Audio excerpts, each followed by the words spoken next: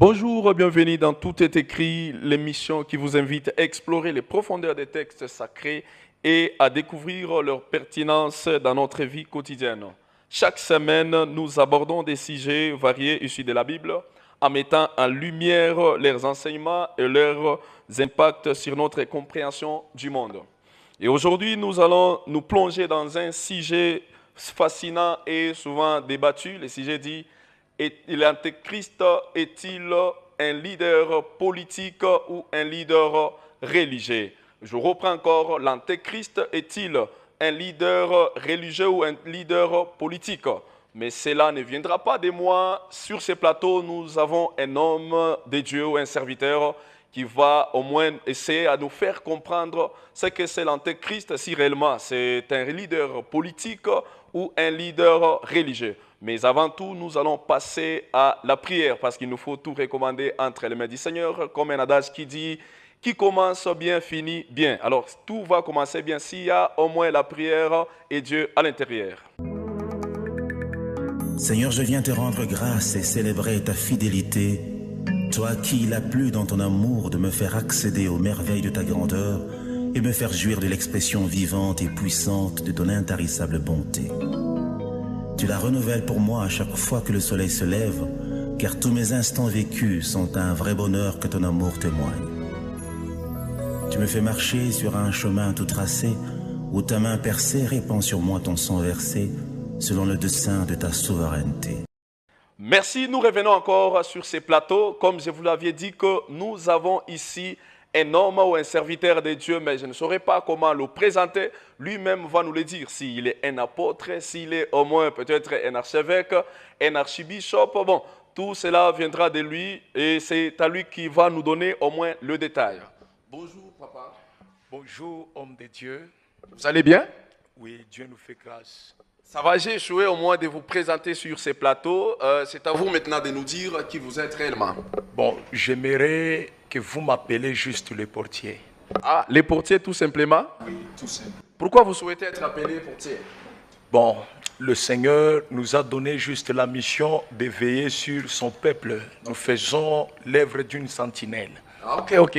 En tout cas, merci beaucoup. Je suis très heureux d'accueillir sur moi les portiers Jonathan, c'est ça?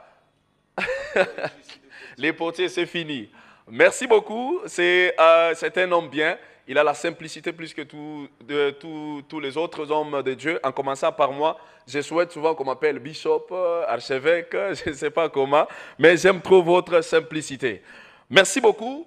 Portier, nous avons un débat au moins, ou un sujet très bon qui dit: l'Antéchrist est-il un leader politique ou un leader religieux? Alors c'est à vous de nous faire comprendre réellement si cela vient d'un homme de Dieu ou un leader politique. Vous avez la parole, portier. En tout cas, merci beaucoup. Je crois que notre question est une meilleure question. Par là, il faut premièrement savoir comment l'Antichrist il est décrit dans la Bible. Et la Bible nous décrit l'Antichrist sous plusieurs figures prophétiques. Et déjà la question qui est posée, c'est une meilleure question qui est posée au temps où même l'Antichrist prépare son terrain afin d'entrer à l'œuvre lorsque les chrétiens véritables disparaîtront sur la terre. Maintenant, pour connaître si l'Antichrist il est un leader religieux ou un leader politique, nous devons découvrir d'abord comment il est décrit dans la Bible.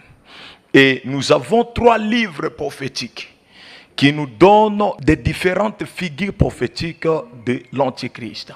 Et nous avons en première position les livres de Daniel, c'est précisément Daniel chapitre 7, verset 1 à 28. Si nous pouvons bien nous focaliser sur le livre de Daniel chapitre 7, verset 1 à 28.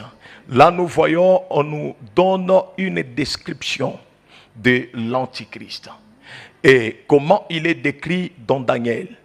Dans ce livre que je viens de citer, l'Antichrist il est décrit comme la 11e corne, qui était sorti sur la 4e bête et qui avait arraché 3 cornes.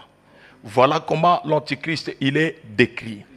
Or, l'Antichrist dans sa figure prophétique, comme la 11e corne qui était sortie sur la 4e bête et qui a arraché 3 cornes, cette figure prophétique s'était réalisée dans la personne de Constantin Ier.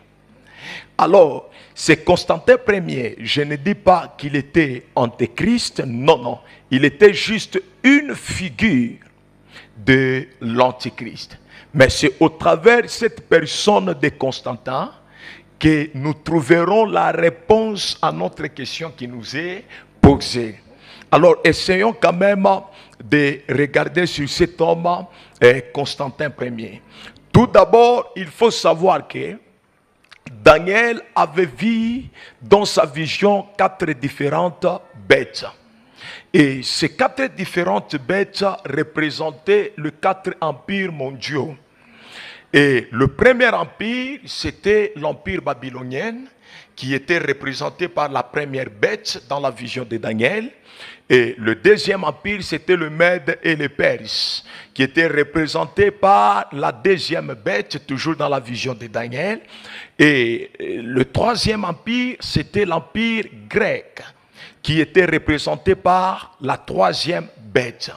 Et le quatrième, c'était l'empire romain, qui était représenté par la 4e bête, qui avait 10 cornes, et dont la 11e corne était sortie.